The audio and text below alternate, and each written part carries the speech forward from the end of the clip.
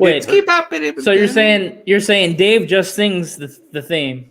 Yeah, does like the talking? he goes, and then we'll just dub the talking. And what do we too, what do we do? We just look pretty, and he just we does just the stand whole on the thing. side and be like, wow. All right, Dave, fucking Dave is.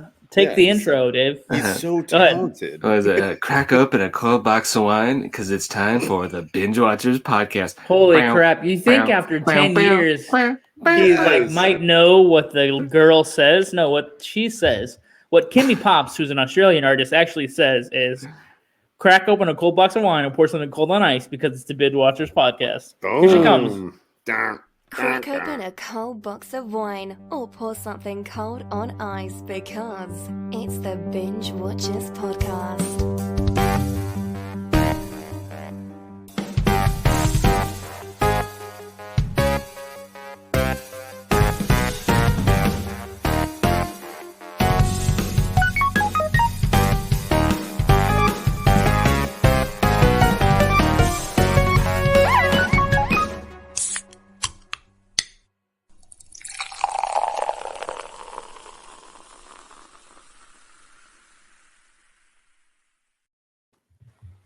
You know what, though?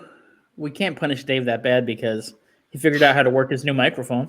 Yeah. And that's impressive. Good. It's a good mic. Sounds great, Dave. I like this one. Yeah. So as you know, if you're following along this month, we're doing a series of horror movies and their remakes to find out which one is better, which one we enjoyed more, or just to literally tell you there's a couple films you guys should take a look at this week. And if you're getting ready for all the horror movies you're going to be watching in honor of the season that we're in, screams, dreams, and whatever creams. That's what Dave likes to say. He does say that a lot. He does. I mean, we have to literally cut that out of the episode because it gets too much sometimes. I mean, other podcasters, other podcasters are worried about the uhs and the ums and the coughing on the mic. No, I mean, like the word cream, we have to literally, Dave, it's a PG-13 show. You're really taking us to the NC-17 territory here every freaking night. You were saying Peacocktober all over the place last week. Well, I mean, that's the official title. NBC picked that one, baby. So we're going to talk about a couple of horror franchises to figure out like the official continuity. Like we were doing this text back and forth, and Nick had pointed out that there was like a clickbait article that said, this is the order that you should watch the Nightmare movies in. And Nick, what did you tell me? Do you remember what you said when you? It was literally the article?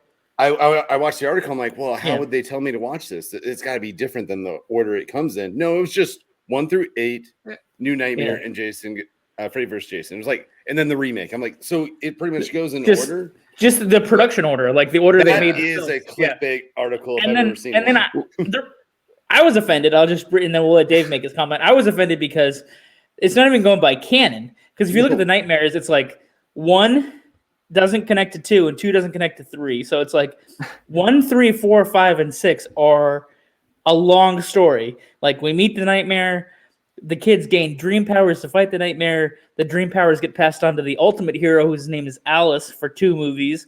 And then gets pregnant. Then we're trying to figure out, well, is the kid in the next movie the kid we saw in the previous one, or is it actually Freddy's kid? What's going on? We don't really know. And then it all wraps back to the first one.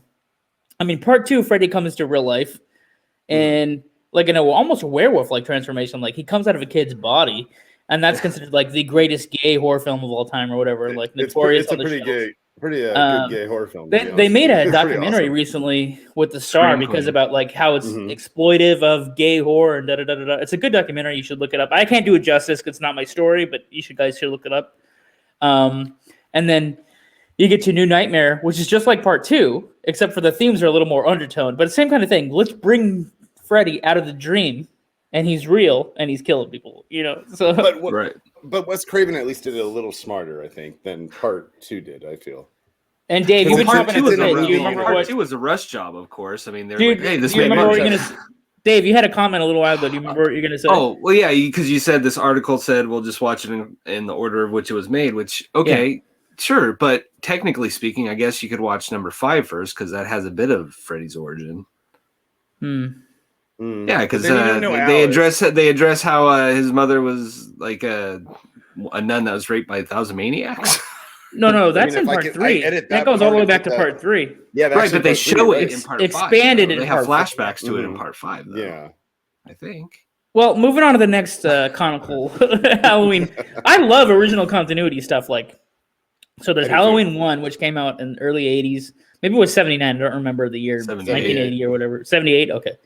So you got Halloween 1. Then Halloween 2, he gets burned up in a hospital. Skip 3 because it's a separate story. But originally, everybody knows that Halloween movies were supposed to be anthologies, which means we would have only seen The Shape or Michael Myers, a.k.a. whatever, in the first movie anyway. He wouldn't have come back. But then 3 tanks. There's a cult following now, but 3 tanks. 4 returns Michael Myers, then revenges Michael Myers, then curses Michael Myers. And those are all in the same universe, right? And they explain one long story. And we get to see first Jamie Lee Curtis fights him as a sister. Then there's a niece that he's going after. What's her name? Danielle Harris, right? Danielle Harris. But she'll get recast as a completely different character in the Rob Zombie movies that he makes. But that's another Halloween universe. 2 movies down the road after what you're talking about now. You could make an argument that H2O is actually in the same universe as Curse of Michael Myers, maybe, and then finally Jamie Lee Curtis dies in the one after that with Busta Rhymes, right? Well, they do mention in part 4 that Jamie Lee character died in a car crash. So maybe she faked her death, went to that school up north, had a kid. Well, that's how they did HBO, right? They didn't erase the other 2. But they didn't reset it, but they kind of retconned part 4 and 5 and 6. So the real truth is they're picking and choosing what's ever going to get them to the box office. We're making it. Which ones do we choose from? Yeah. I'm in a good mood, so let's move on to headlines unless Dave has more to contribute to that whole thing. No, I'm good. All right. It can get very confusing, yeah. So Jeff Bezos has this mission called I don't know. I got to go to my paper on this. It's a space mission called NS-18 on the rocket called New Shepard. But William Shatner, who's in his 90s, is going to go to space. And he said, what does he have to say? This is Shatner's quote. I've heard about space for a long time now. I'm taking the opportunity to see it for myself. What a miracle. Yeah. That's kind of cool. Original Captain Kirk is going to get shot up into space before he dies. That's kind of cool. Is that really going to happen? That's kind of crazy, right? Or you think Shatner gets money just for them saying it's going to happen, whether he actually gets on the rocket or not? I'm that could be a medical nightmare for him. We need all the Trekkies to endorse this rocket. The kids just don't care about space anymore. Do something, Yep, have a 90-year-old actor. The 14-year-olds are right behind that shit. All right. It's more than a K-pop fad. Speaking about what the kids are into, they're super into these K-dramas. They released this thing called Squid Game on Netflix. It's basically anybody who's bereaved or destitute as a lower class in Asia, they take them, put them into this game where they're competing, but it's ultra violent, kind of like Battle Royale.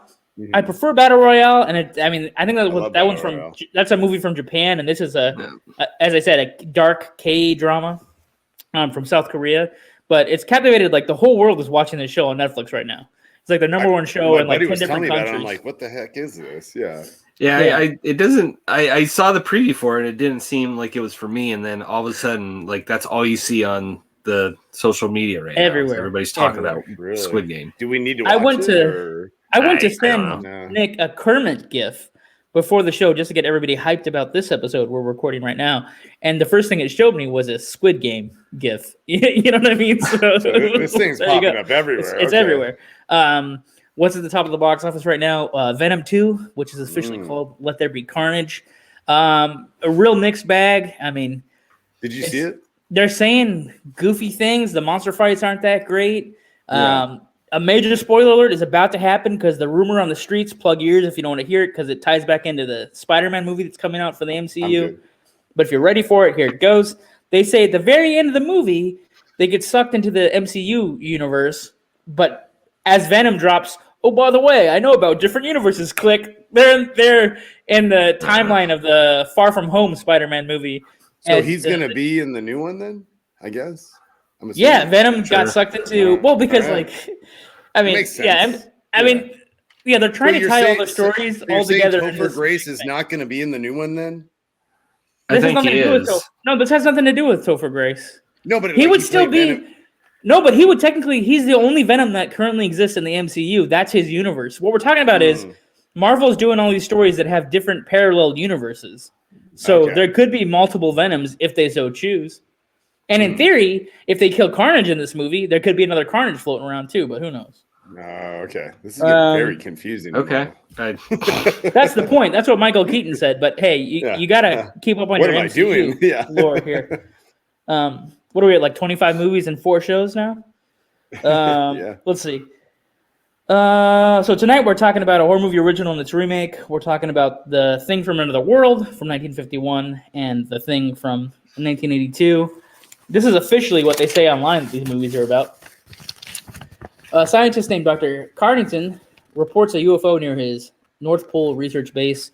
The Air Force sends in a team under Captain Patrick Henry to investigate. What they find is a wrecked spacecraft and a humanoid creature frozen in the ice. Then they bring the discovery to the base, but Carrington and Henry disagree over what to do with it. Meanwhile, the creature is accidentally thawed and begins wreaking havoc.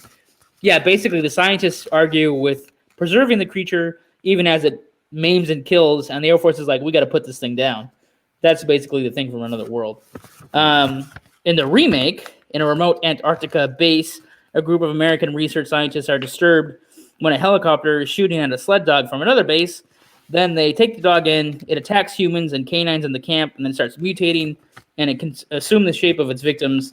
Then a resourceful helicopter pilot at the base, played by Kurt Russell, whose name is McCready, and the camp doctor, played by Richard Dysart. If I'm mispronouncing your name, sorry, buddy. They lead the camp crew in a desperate, gory battle against the vicious creature before it picks them off one by one. And Walter Brimley's in this movie. He's kind of like their geologist. He's a badass. He's really good in that movie, yeah. He's like their botanist. I don't know what he is because he's studying biology at one point, but then he seems like the doctor, but he's not the doctor. Then I don't know. Anyway. I love his computer graphic that he looks at, and it shows how the thing's going to take us over, and it's so like Atari, but it works. MS-DOS 2, baby. Or like Mac 1. It works. It's great. Mac 2 or something. And then Dave and I...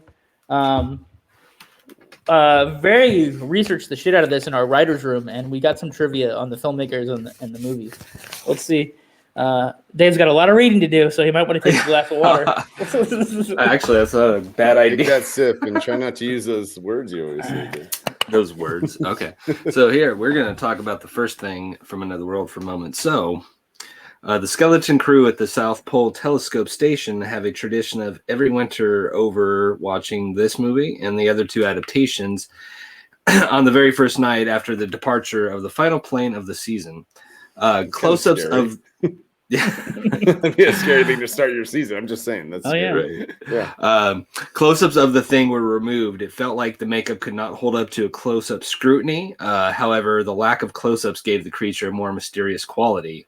Actor James Arness, or the Thing, in the movie, reportedly regarded his role as so embarrassing that he didn't attend the premiere. According to makeup artist Lee Greenway, he took James Arness in his car to the house of producer and co-director Howard Hawks to show off the makeup for the Thing. After months of frustration, Hawks told Greenway to put a Frankenstein type of headpiece on Arness. So the film was based on the short story Who Goes There by Don A. Stewart. The credits on this film list the author by his real name, the science fiction editor and writer John W. Campbell Jr. Used to write a lot of stuff under a pseudonym. So directors Ridley Scott, John Frankenheimer, Tobe Hooper, and John Carpenter all cited this movie as a key influential film in their lives. Carpenter, of course, we'll be talking about this, famously readapted the movie in 1982. Horror actor Tom Atkins states this as a movie he loves. Producer Howard Hawks asked the U.S. Air Force for assistance in making the film. He was refused because the top brass felt that such cooperation would compromise the U.S. government's official stance that UFOs didn't exist. Wow. That's actually wow. So it is generally believed that Howard Hawks took over direction from Christian Nyby, his former editor, during production, and it has always been acknowledged that by Nyby that Hawks was the guiding hand. However, in an interview, James Arness said that while Hawks spent a lot of time on the set, it was Nyby who actually directed the picture, not Hawks. Filmmaker John Carpenter, who directed the remake of The Thing, said in an interview that he asked Hawks that question in 1971, and Hawks told him that he only gave Nyby some suggestions. Carpenter noted, however, that later in life, Hawks started to claim more and more credit for directing the film, and that the completed movie has much more of Hawks' trademarks than 90's later work. I don't know if that's some shade or just trying to take credit. Brief pause there, because we want to comment on that one. That one's juicy. So yeah, that's I've always given credit to Howard Hawks. You see his name, I recognize it. I'm like, dude, show me a horror movie. Let's go. Stylish. It definitely, I in watching it this time, it definitely has Hawks's signature rat-a-tat dialogue style. Like, people bounce off each other really fast. Like, you barely have a gap of space between dialogue, which is something he's known for. Mm-hmm. So yeah, I buy that he directed much of it. Yeah. You care to weigh in, Nick? I care to. Oh, I love this movie. You're talking about the 51 version, right? No, we're not doing favorite bits. We're talking about. Do you think Howard Hawks was unofficially the director, or the other guy was it? Like, it's this. You know what? It's that poltergeist thing, like Spielberg or Tobe Hooper, right? It's like one of those. Like, I think they probably had their moments of both. I think. Right. So I could totally see Hawks in this, and I don't know enough of the other guy's work, but I don't want to not give him credit. Well, that's what we're saying. Like, Howard Hawks absorbed him like the thing itself, you know.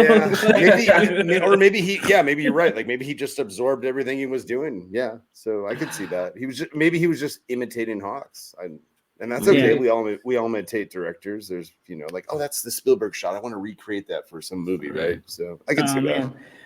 The best example of that is sorry, Dave. I just want to give another example. That is the debate whether George Lucas directed Episode 3 or Spielberg directed Episode 3.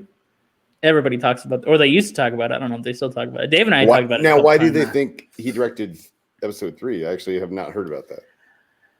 I hadn't heard of that either, actually. Yeah, tell the audience. That's actually interesting. Dave, I thought we talked about this. Just that, Spielberg visited the set a number of times. Had always been story buddies with Lucas. May have helped him with some of the story work, and then there's unusually dramatic scenes in Episode 3 that aren't in any of his other things. That makes sense. Lawrence Kasdan directed one of the other episodes, and there was another director as well. And Lucas didn't direct them all. Yeah. I'm not fresh on my Star Wars directors, and so I've already been tuned out by all the Star Wars fans or whatever. I'm simply pointing out that there's some seriously dramatic scenes in Part 3 that people don't give him credit for, but then maybe he evolved and maybe he was on his A game. I don't know. I just think he brought his A game, and Part 3 led for the best storyline. It was maybe. Yeah. I think that led for the best storyline. The first two, the romance one in Part 2, or right. And then the first one was kind of we got to set up the young kid. And then he just made 2 movies back to back. I feel like by the third one, he probably got his stride, I guess. Well, now let's see if we can re-engage. To segue into and another movie that people talk about, a phantom director, Kurt Russell is believed to have actually directed most of Tombstone because George P. Cosmatos couldn't hack it. I do believe that in certain scenes, yeah. So speaking of Kurt Russell, we're going to talk about Thing 1982, some facts for this guy. So this is actually John Carpenter's personal favorite film of the ones he's directed. According to John Carpenter, he takes all of his failed movies pretty hard, but this film's initial negative reception disappointed him the most. Not only was it a box office bomb, but critics panned its gory effects, tone, and characters. Vincent Carby called it too phony looking to be disgusting. It qualifies only as instant junk. It's kind of harsh. Where's that guy now? I'm just saying. Who knows? Okay. So the opening title attempts to replicate the appearance of the original Howard Hawks film. To create the effect of the title, an animation cell with The Thing written on it was placed behind a smoke-filled fish tank, which was covered with a plastic garbage bag. The bag was ignited, creating the effect of the title burning onto the screen. I actually watched a whole feature on that, and they took them several attempts to do that just right. Mm-hmm. Sometimes they'd only get an N and a G. Is something else on these movies. Yeah. This is the first of John Carpenter's films, which he did not score himself. The film's original choice of composer was Jerry Goldsmith, but he passed, and Ennio Morricone composed a very low-key Carpenter-like score filled with brooding, menacing bass chords. Morricone's score would be dubiously nominated for a Razzie Award for Worst Score. Again, that's pretty. I mean, it is funny because it is Morricone doing. There's a fairy tale ending to this. Continue, Dave. Oh yeah. I just want to ask you a question. Why did he not score this movie? I'm not. There's no. I've watched tons of special features on it, and there's busy? no official answer to that other than I think Carpenter just wanted to work with Morricone because it's like known that Carpenter always wanted to make a Western, so I think this was just his. Because I could not picture Jerry Goldsmith doing this score. It would be a completely different film. Can you imagine like Jerry Goldsmith? Like that would be the thing would feel so different. But this felt like a Carpenter score, and then when I saw the credit, I'm like, what? Yeah. Well, Carpenter actually Carpenter actually had to like use a few gaps or not gaps, like bridges between Morricone's score, and he had to fill in a few gaps. So like there is technically some Carpenter in there. Okay. But I gotta watch that again and find out. Yeah, I want to see that. So, as John was talking about, unused music composed for this film was later used by Ennio Morricone in Quentin Tarantino's The Hateful Eight. Ironically, Morricone's Thing score was nominated for Razzie for Worst Score, and his score for The Hateful Eight won him an Oscar. They're also kind of similar movies, believe it or not. Just no aliens in The Hateful Eight, but a lot of mistrusting of everybody. Nick Nolte turned down the role of MacReady, as did Jeff Bridges. Bill Lancaster wrote the script with Harrison Ford and Clint Eastwood in the lead role, and both men were considered. On top of this, a relatively unknown Fred Ward campaigned for the role. Everybody was up for this role because I even read that Kevin Kline was seriously considered by the studio. You know what though? Like Fred Ward would have been an interesting entry. Fred Ward would have been actually. He would have been very interesting. Actually, Fred Ward could have like fit into any one of those roles, or hell, just make another role for Fred Ward. But it didn't happen. While discussing the character of MacReady, John Carpenter and Kurt Russell discussed having MacReady be a former Vietnam War helicopter pilot who was involved in some sort of tragedy and since felt disgraced by his service. Because of this, MacReady suffers from PTSD, alcoholism, and severe insomnia. The backstory ultimately did not make it into the film, though it explains why MacReady was awake to hear the dogs whining, why he isn't fazed by the grotesque violence, and it also adds deeper context to the line, "I'm a light sleeper child." So, yeah. There's actually a ton. Like there is tons on the DVD so much or the Blu-ray. Yeah. I watched over like 10 hours of stuff in the course of a week. I remember that 80-minute documentary on the original DVD. That thing is an incredible documentary. They still carry it over. They still carry that over. It's still great. Cool. Yeah. That's such a great documentary still. Since we're already gushing over it and talking about our favorite bits, we can go right into our favorite bits. All right. The first thing. First thing. I guess pick or choose, or you can say both, whatever you feel like doing. Well, I'll start with the first thing. I actually jumped and I was shocked. Remember the scene where the photographer and they're like, something's out there, and the guy's like, I want to take a picture. I want to take a picture. And they open the door and the hand comes in. Do you remember that? Oh, yes. Yeah. And the big old hand comes in, and it's like the music starts. I mean, there's just like this, like I've just fully made me jump. I just was blown away that a 1951 movie made me jump. Well, the sound of the thing on the original is pretty creepy. Great too, yeah. And I didn't think the thing looked that bad. I actually thought it looked great. I'm looking back at the time. I couldn't imagine if I saw this in the theater as a kid, I'd be scared. Like really bad. Well, I guess my favorite bit on the first thing, if we're gonna go one movie by the other, there's a great moment of comedy. I don't know if it was intentional. I have to believe it was intentional. It was too perfect timing. But towards the very end, the scientist is like, "No, don't do it. Stop. We want to study you. Like, we can be useful." And like having like a heart to heart with the thing. And sure enough, he just like throws him against the wall. Yes. Like it was pitch perfect comedy. Like I have to believe that was done intentionally. It was good. And John, what about you for the first thing from in the other world? Geez, you know what I like about some older movies that maybe you don't see a lot in modern movies is the cooperation and teamwork. Like, I know there were two sides. Like I said, the scientists are against the personnel of the Air Force, but for the most part, they're all cooperating to keep the base running, to keep the radio working. Each person has like a skill that they're working on. But my favorite part was the one guy who's like the lowest ranking Air Force guy, and he's the one that keeps making suggestions on how to get rid of the monster. Like, hey, let's try burning it. Let's use some electricity. Like, we can fix the radio, but let's worry about this instead. Like, anyway. Yeah, that's it. That's for me. Love that type of character. I think for the 80s version of the thing, my favorite part is, of course, the guy's dying. They're trying to keep him alive. And then his chest opens up.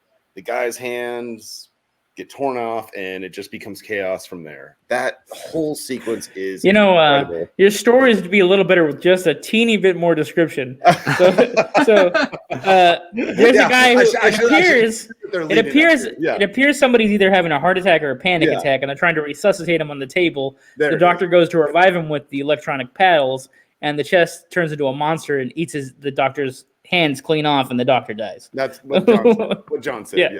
Yeah. And then the head fucking falls away. And there's this is the iconic movie. Like if you Google this movie online, that you'll see the spider head. Oh yeah. Basically the guy's head turns into a spider creature and crawls away. That's like the iconic image from the 82 movie. It is nightmare fuel. Such a great scene. It's so good. Yeah.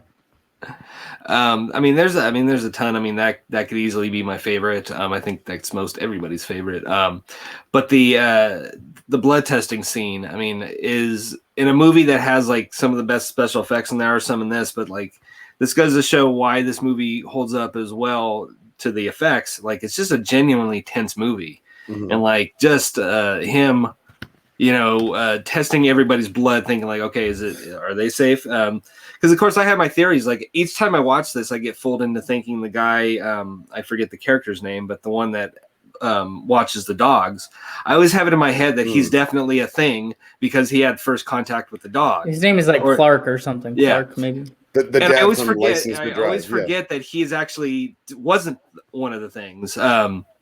Which again is why this part of why this scene is so tense. And like I think it wasn't until like the fourth, like it feels like the natural rhythm of most movies is you want to do it by the third example. And I think they manipulate you by doing it on the fourth or fifth. Like, because by that time you're thinking like, oh, this test is ineffective. And then there you go. It works. Yeah. Yeah. In fact, like John Carpenter said, he was afraid to do this scene. Like he was afraid of screwing up the scene because he felt if he screwed up the scene, the whole movie would not be plausible. But I like the certainty of that. You know your variables, and they were confident the test was going to work. They just didn't know how soon the monster would emerge. When it was going to happen, Yeah. But what pisses me off is I don't think it was appropriate to tie everybody together during the test. But again, Dave is saying, well, the enemy of this movie is tension. How are you going to scare people? They have to be tied together, so it's more scary. I get that. They should have all been tied in different places in the room just because the one, exactly. Gee, I kind of like the two guys in the snow at the end of the movie. Spoiler alert, folks. There's two survivors, and we don't know which one's an alien, if any, and they just share a drink. It could be a dude shares a drink with an alien, and he's like, good job, you fucked everybody up. Or it's two dudes going like, well, this is our last drink on Earth. We better enjoy it. You don't really know. You have to make a decision for yourself, which is also a horror movie ending. In a drama or a comedy, they probably would make a decision. But here, you got to try to figure it out, and that maybe is the last scare, at the end. And what I love is that if one of them's an alien, like Kurt Russell said, it's like not much we can do right now. Oh, it doesn't matter anymore. Yeah. And the alien's like, I can wait another 100 years. I'm good. I'll outlive you, and I'll be back. That ending is part of the reason why this movie was so kind of a flop at the time. Like it was so a bummer ending. Like it was of course, E.T. is what kind of kicked its ass, but it was the other alien movie that was had a bummer ending, so nobody wanted to see it. And now it's, of course, the classic it is. So far ahead of its time. 1982 was the year of awesome movies, right? Blade Runner and this, that just studded. Yeah. Well, dude, I wanted to show you, on the special features, they had a poster of just Universal releases. Just one studio. It had in 1 year, it had this, Cat People, which we just covered, E.T., the Dark Crystal. It had these crazy 5 or 6 movies, and every single one of them is a classic. It's nuts. Yeah, they were on top of their game that year. Usually I mention these guys at the top of the hour. I usually say, joined as always, the Binge-Watchers crew, Nikki Lates, Dangerous Dave. Right. This is kind of reversed, but we appreciate you for listening. As always, I'm joined by Nikki Lates and Dangerous Dave, and I'm Johnny Spoiler. Do I spoil movies? Maybe, but is it out of sheer love? Possibly. I don't know. Now I'm just being gimmicky, just goof around. I love it. Otherwise, thanks for joining us for another episode. I don't really care what everybody's watching this week, so unless somebody has something really great like that is amazing, I mean, it's horror movie season, so if it's not, well, let's make a rule then. It has to be a horror movie. I watched one. It's a horror show. It's basically one. It has to be a horror movie. It is horror. Well, should we, Nick? I'll put it to you. Okay. Should we loosen the rules as long as it's related to the season? I think stick with the season. Yeah. Okay. I think stick with horror since it's October. All right. You got it in. You got it in, Dave. What'd you watch? I'm sure, next to Squid Game, I think this is the second most talked about movie or TV show right now, but it lives up to every bit of hype. Midnight Mass on Netflix is amazing. That's a strong endorsement, man. That's a big saying the word amazing. No, I mean, it's seriously. There are two. It up a notch. Wow. This is a horror movie, and by the end, how many horror movies can you name? Actually, we'll watch one at the end of the month, but we'll talk about that later. But it falls into a very small class of horror movies or TV shows that is actually emotional and earns it. It's not false. At the end, if you will be, as me and my wife like to say, verklempt. You will be really. It earns it. Emotional or maybe. I mean there are two episodes in this movie, or excuse me, well, it is basically a movie, just long. There are two episodes in the show. By the end, you're just your jaw is dropped by emotion. You're just stuck because something happened, and you're just what? But I don't know. I don't want to give away what the show actually is because it's kind of a twist. But it is a good take on a religious horror. A priest comes into town that's in this small island town that seems sinister. You don't know what his deal is. And where it goes from there is just really interesting. A lot of people compared it to Salem's Lot, which I haven't seen, so I can't say that, but I could see that. Being that Mike Flanagan has done a few Stephen King adaptations. From the trailer, it looks like the town is a cult. They're a CULT cult. You know what? By the end, I could see somebody making that argument. I mean, most religions are pretty cultish to begin with, so that's not unfair. It's again, I don't want to even tell you what ultimate genre it is. Feels like it's kind of giving away some spoilers, David, but hold on. Except for the true religion, now drink the Kool-Aid and be quiet. No, it's worth the ride. It is 7 episodes of just, like I said, by the end. I actually watched the end again because where it was so powerful. Apart? Half an hour episodes or which hour flavor? Episodes? No. It falls apart when they have to decide which flavor of Kool-Aid to drink. That's where it all falls apart. I do the red one. The red Kool-Aid. What's so funny is that there's Kool-Aid drinking does kind of fall into this show at some point. I love how the Kool-Aid is so cheap you don't even name the flavor. You're just red. It's the red. I want blue flavor. I want blue flavor. Is it 10 cents whatever. I've actually seen a legitimate product called Grape Drink. That was its official name. It's on the market. They definitely market by color. That's you go to 99-cent store. You'll real see thing. That, yeah. I won't explore the connotations of marketing by color. I'm just saying. I went back and watched the original black and white George Romero's Night of the Living Dead. I have not seen this probably in 10 years, but I wanted. Dude, what are you doing? You're killing us. I wanted the classic black and white. I'm just saying. No, you're ahead of the list now. Dude, do I not have the list? Am I did you guys send me this, or am I just on the same page as you guys? This is this the second week I've done this? So if you a couple episodes ago, Nick got ahead of our viewing list that we watched to prepare for shows. And so apparently he's going to kick us in the nuts all month long with this. Dude, that's 2 for 2. I should be in Vegas, gambling at this point. This is incredible. Oh my gosh. Wow. Now it seems engineered. Nick's I'm directing this shit. I'm on this shit. I got mics in your guys' rooms and I'm listening to you guys talk. Well, every week there is a mic in our room. Yeah, right. I'm going to save my thing for then. Yeah, that's what I watched. Yeah. Wow. Wrong ending song. That happened a couple weeks ago, too.